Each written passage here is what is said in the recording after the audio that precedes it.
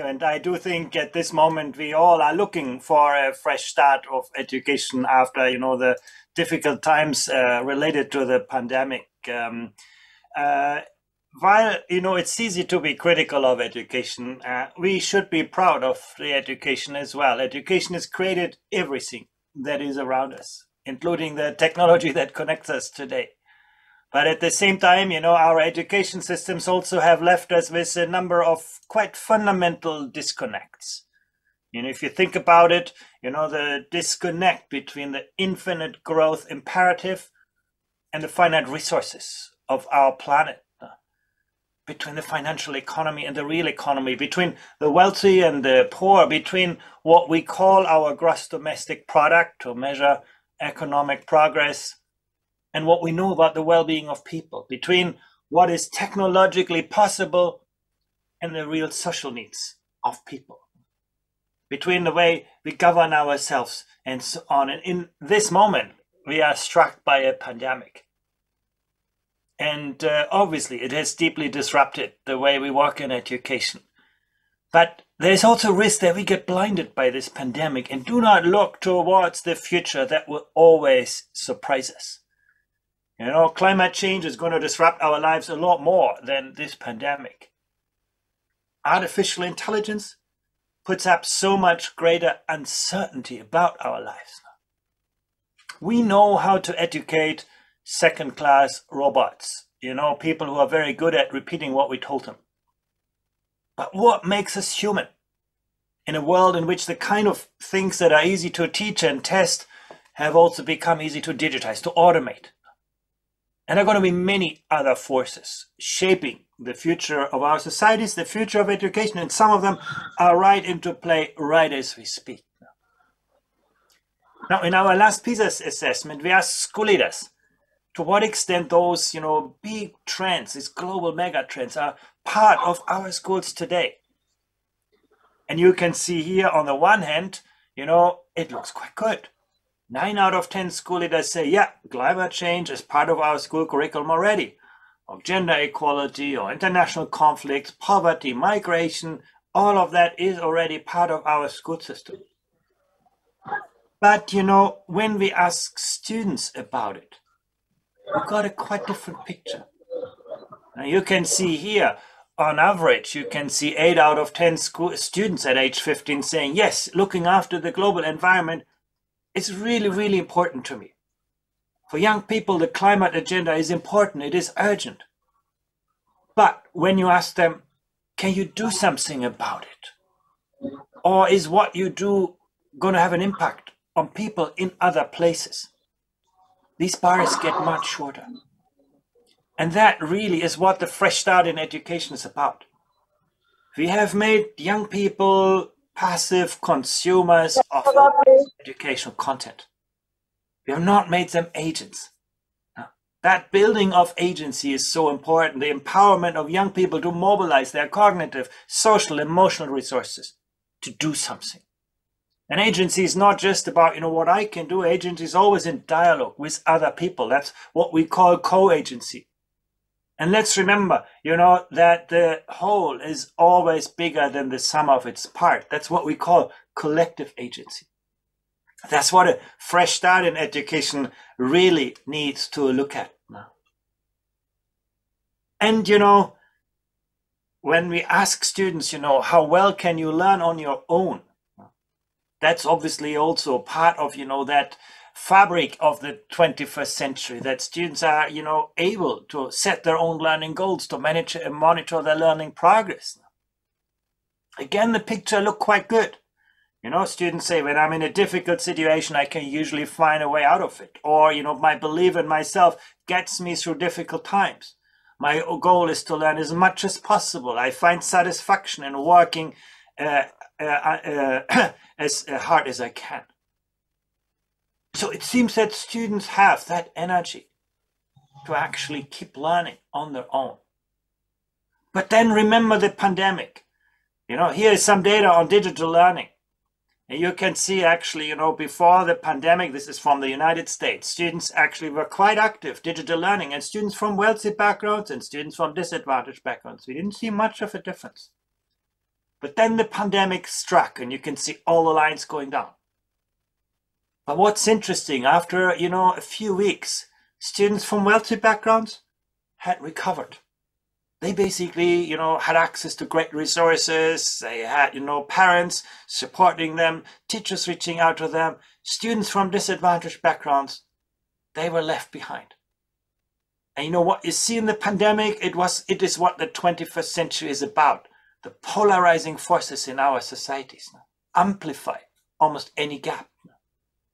And you can see that very well again in the data. You can see there are big social differences in students' readiness to learn, in their self-efficacy, in their motivation to master difficult tasks, in their ability to set different learning goals.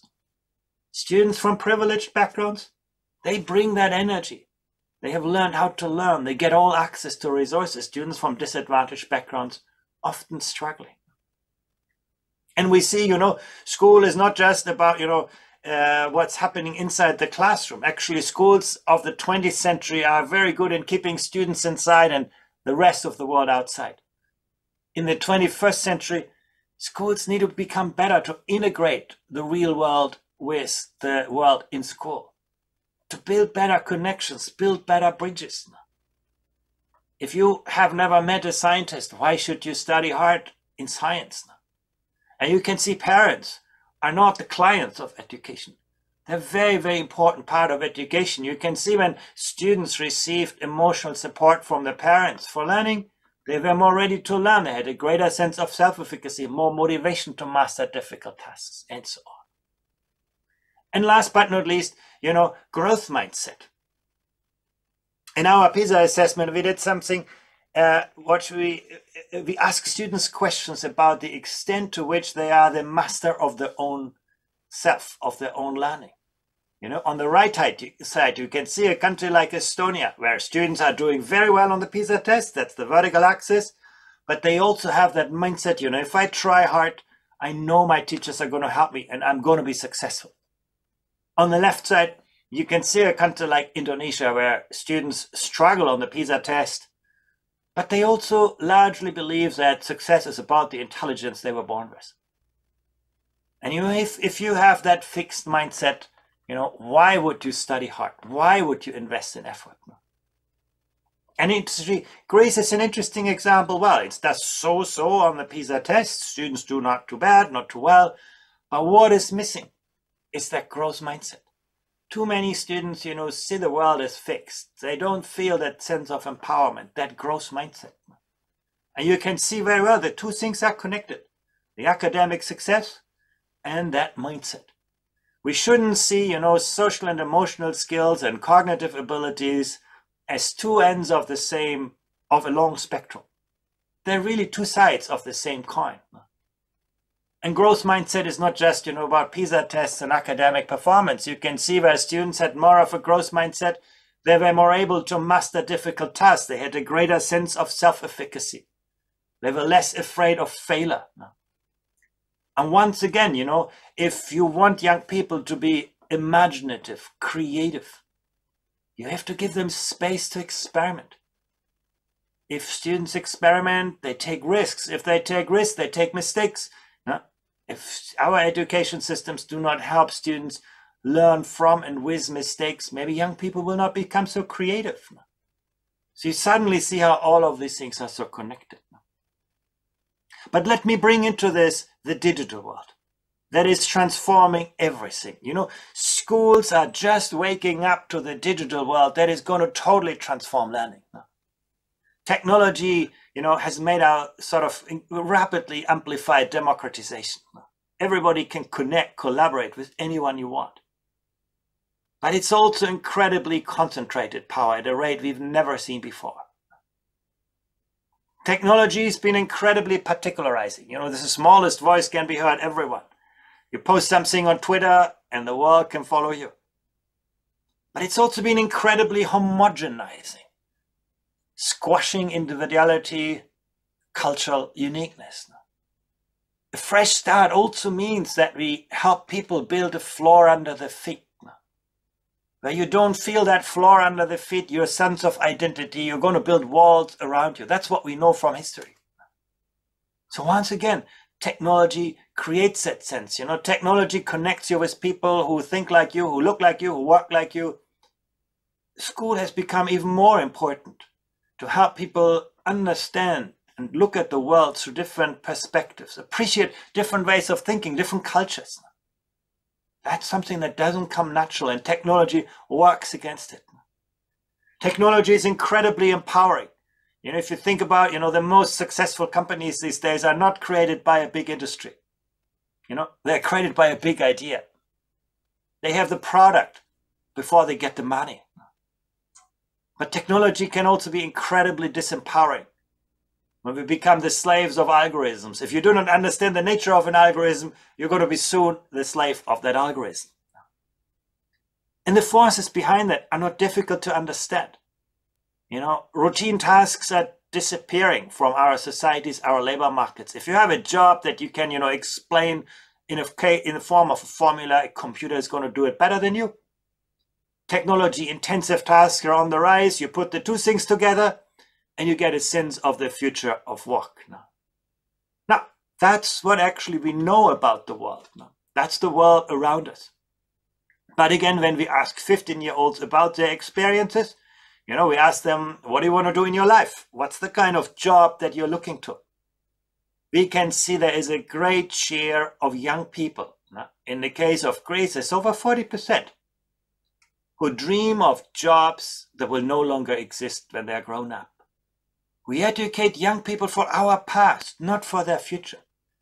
We give them an idea of the world of work that is the world of the past. We explain them our jobs, not how they create tomorrow's jobs. That's one of the most fundamental issues, you know, a fresh start really needs to deal with. If you think about it, you know, competency means not just knowledge. It also means skills, our capacity to use what we know. The modern world no longer rewards you just for what you know. Now, Google knows everything. The modern world rewards you for what you can do with what you know. Whether you can mobilize your cognitive, social, emotional resources. And attitudes and values. Values are not, you know, sprinkled on top of the education systems. They are the heart of the education systems. And, you know, the subject matters that we teach are just the expression of those values. That's how we should conceive them. You know, sports is not just about making you more athletic. It's really about, you know, ensuring that you take that sense of responsibility for yourself, that you develop responsibility for others, that you develop courage, leadership, and so on. And the same, you know, for mathematics, for science, for any of these other subjects. That's really so important. When you think about, you know, those core foundations, what is really most important? What matters today? It is, of course, you know, literacy, numeracy, but it's also about, you know, literacy in the digital world. That's the new fundamental. It's also about social and emotional foundations. And it's about, you know, the health of people. Just think about the digital world for a moment. You know, on the one hand, you know, you can see that actually the digital world sort of has become the real world. Sorry. You can see here students spend a big part of their lives on the internet. You know, you look at students in Greece, they spend over 30 hours online every week at age 15. The digital world has become the real world. But, you know, being born into the digital world doesn't mean that you are a digital native. That's the other side of the equation. And I want to talk about this. You know, we looked at the navigation skills that young people have. Can you distinguish fact from opinion? Can you triangulate different sources of information? Can you navigate ambiguity? This is the digital skills, not about, you know, operating your mobile phone or your computer. And when you look at this, you know, just in a very few countries are students well equipped with those skills. You can look on the left side, you know, Singapore, Korea, parts of China, and so on. But you look at most other countries, the majority of students have either very limited or sometimes no real navigation skills. Yes, they can operate their computer. That's not the question. But they don't have those more fundamental skills that you need to navigate this digital world, to be really successful, to manage, integrate, evaluate information. And I want to add one more facet to the picture, which is also crucially important. You know, in our most recent assessment, We looked at the creativity of students in a few cities. Unfortunately, I don't have data for Greece on this now. And yes, you are looking at this chart correctly. 15-year-olds generally report lower levels of creativity than 10-year-olds. If I would tell you, 15-year-olds do worse in mathematics than 10-year-olds, you would tell me, well, schools must be doing something terribly wrong. But for creativity, we rarely ask ourselves that question. And we should. Young people, children are born with an abundance of creativity. If you have a 3-year-old son or daughter, they're going to question everything you tell them. They're going to, experiment with everything that gets into their way. They're always willing to learn, always willing to unlearn, always willing to relearn. But then when children come into school, we try to make them more and more compatible with our ways of thinking. We take away that kind of energy, that creative energy. I'm a scientist. I studied physics, and sometimes when I go to school and see how people teach science, it's really, we've got to teach. We are teaching science like religion sometimes these days. We make people believe into certain paradigms, and we train them how to do some calculations and reproduce that. That has nothing to do with thinking like a scientist. To designing an experiment, distinguishing questions that are scientifically investigable from those that are not. No. We have to do a lot better than this, and we can. We see, for example, that students that participated in art activities reported higher levels of creativity and curiosity in every city for which we had data. But what do we call art? Often we call it an extracurricular activity, something that doesn't belong to school, that we do in addition. And you can see very clearly among the cities for which we have data, yes, we do some sports and arts outside school, but actually when it comes to age 15, school starts to crowd out that time. And there's a reason for this. When you look at the economic side of it, you can see if you study engineering, manufacturing, construction, you are likely to have a great salary in your life. If you become an artist, probably you struggle. But that is a 20th century way of thinking about it. There's not a 21st century way of thinking about it. Because if you look at the most innovative jobs today in our economies, you can see, yes, engineering and computing get you there first because, many innovation is a lot about technological innovation. But look who comes second. Those who master the arts. We shouldn't just look at arts to become an artist, but actually art is, again, one of those sources of creativity that will help us, transform our economies rather than educating people for the past. So we need to start to think about things like in a 21st century way. And of course, we need to look at that sense of agency. If you think a fresh start, really it's about empowering learners. It is about, ensuring that students have the knowledge, skills, and attitudes to adapt to very different worlds around them. We cannot plan the future. We do not know the future. We have to be better at imagining alternative futures, different scenarios, different versions of the future. And if we are better at that, we'll be better prepared for the future that arrives. Students need to be able to connect experiences from their different worlds to create new opportunities, to have a positive impact on the people around them, on the environment around them, to be able to articulate their experiences, to overcome challenges, to see change not as a threat, but as an opportunity.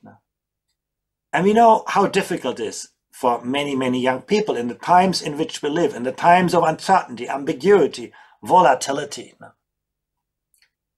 So let's think about some of the scenarios for the future. One scenario is simply that things will just continue as they have done in the past, and maybe it's not such an unlikely scenario. Unfortunately, our education systems are incredibly resilient to change. Even in the pandemic, there's no guarantee things will be different after. It will depend on us, on the agency. Another scenario is, that education becomes entirely digitized. We have got a taste for that during the pandemic already. Now we can use technology to make learning more granular, more interactive, more personal. technology can diagnose how we think and then build, a framework for action. If you, it can make learning so much more interesting and engaging. Why should you listen to your teacher explaining an experiment when you can do that experiment in a virtual laboratory? Classroom analytics, can make the invisible visible. Now you can have teachers who use digital systems, they actually get, information how different students learn differently and then can engage with that diversity with differentiated pedagogical practice. But that's the theory. The reality is quite different. In the reality, we need to become much, much better to meaningfully integrate technology in a pedagogical practice. Some people say, well, maybe robots are going to take over the work of a teacher. Well, education is always a social, a relational experience, never a transactional business. Technology can super empower teachers, but it cannot take over that social function. But it can play part of a role. We see, for example, language learning. You don't learn a foreign language when you sit in a classroom and the teacher reads something to you. You learn a language by speaking it, by engaging. And actually, robots are quite good at that. We've seen actually some examples where language teaching can be facilitated by technology. We also know that you learn better when you explain something to someone else and when someone else explains it to you. Again, there's some great examples where technology can facilitate this. In the field of evaluation and assessment, I think one of the greatest mistakes that we have made in education is to divorce learning from assessment. We ask students to pile up years and years and years of learning, and then, one day we call them back and say, now tell me everything you've learned in a very constrained artificial setting. That doesn't work. That is actually narrowing education to a small slice of what it is really about. Well, technology can reintegrate learning and assessment. There are amazing systems now where while you study, the computer studies how you study and then, can make your learning so much more adaptive, can give you better feedback, can tell teachers how different students learn differently. And that's really what a fresh start is about. It's about the integration of pedagogical approaches. It's about increasing compatibility between different technologies. It's about paying more attention to learning activity than to the technology. It's about making technology more present, but less dominant, less visible. It's about really blending human and artificial intelligence. It's not trying to sort of take something away from teachers, but to give teachers more space to move from just being instructors to become great coaches, great mentors, great facilitators, great innovators, great designers of innovative learning experience. Now, that's what the teacher in the new school is, not just someone who delivers, educational content, but someone who understands who are my students, who do they want to become, and how can I help them on their journey. Now, and that brings me to a third scenario. Maybe schools will become really hubs of learning that integrate all of the experiences of students.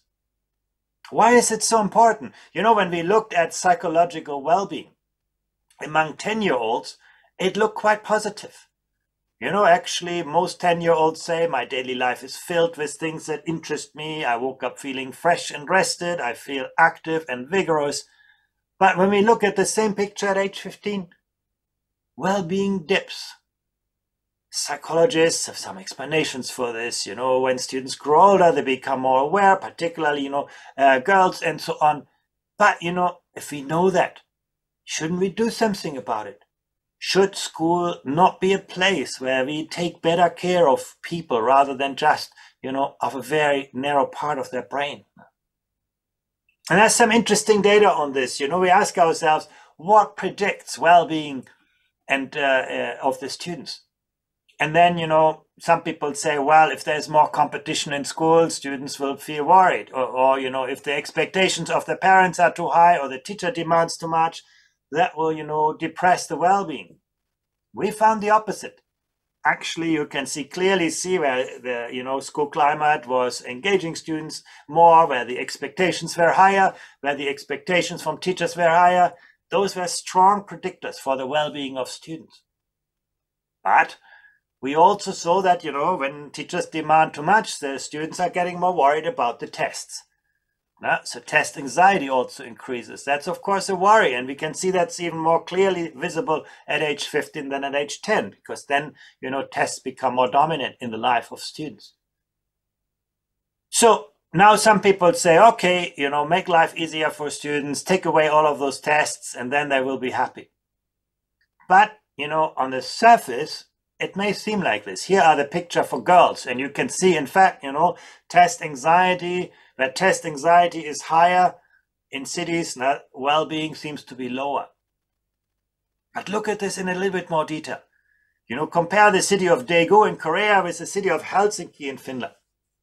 The Korean education system is really tough on students. High expectations, lots of pressure, lots of tests. But you can see Korean students are not so worried about tests. And actually, they feel quite well with their lives. You compare that with Helsinki, it seems to be a city where there is no testing, where actually, not much pressure on students. But, students don't feel so well. And actually, they seem more worried with tests. So you can see clearly here, it's not about the number of tests. Now, for boys, by the way, the picture is very similar. When you ask yourself, what is the driver of this? You can see, where students are more stress resistant, more energetic. You can see students feel better with their lives in every city for which we have data. So a fresh start is about, creating that sense of optimism, that sense of energy, that sense of stress resistance that will help students overcome difficulties, not, removing just the tests or the kind of threats or barriers. And now, of course, the last question is, what makes students more resistant, more optimistic, more energetic? And the answer is surprisingly simple. It's the quality of student-teacher relations. Where the quality of student-teacher relationships is strong, where, students feel my teacher knows me, my teacher understands me, my teacher supports me. You can see, they are more stress resistant. They're more optimistic. They have better control over their emotions. It's not the end of the story. We also see, where students feel their teachers to be more supportive. They took a greater sense of responsibility. They were more persistent. They had more self-control. They had greater levels of empathy, more trust. They were more cooperative, more tolerant, more curious, more creative. This really shows us, technology can be an amazing enabling environment, but the quality of education can never be better than the quality of the student-teacher relationships. That's again, one of the reasons why we should, think about how we actually organize schools. Fresh start means also to think about how we can reconfigure, the space, the people, the time, and the technology in education. Sometimes it may be better for teachers to teach less and have more time to actually work with their students outside the classroom, to have more time to work with parents, to have more time to bring real resources from the real world into the educational, instructional context. Of course, all of that is easy to say, really, really difficult to do. A fresh start is also about, managing a number of really difficult tensions and dilemmas. How do we reconcile the urgent with the important? The urgent is the everyday. It shouldn't overshadow or dominate what is really important in the long run. How do we take a good balance between modernizing our education systems, changing what we have, and disrupting it? Sometimes the forces of disruption can be constructive. How do we reconcile new goals in education with our current structures? You cannot change your structures quickly. They have been there 100 years. They will be there maybe for another 100 years. But we need to find better ways to mobilize these structures to serve our goals for the future. How do we educate globally minded learners and educators? How can school become a place where everybody learns, not just the students, but also the teacher, the entire ecosystem of schools?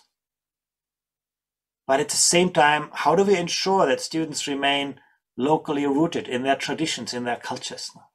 Once again, if you lose the floor under your feet, you end up building walls around you. How do we reconcile innovation with the incredibly conservative social nature of the education enterprise?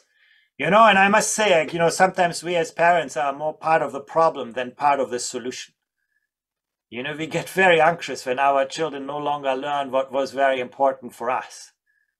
Or when they do learn things that we no longer understand. Teachers are sometimes more likely to teach how they were taught than how they were taught to teach.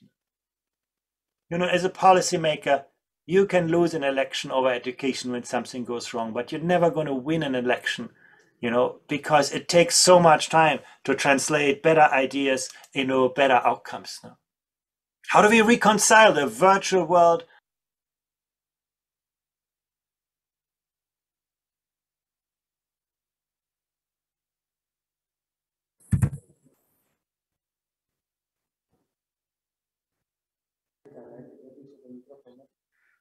Professor, your microphone seems to be switched off.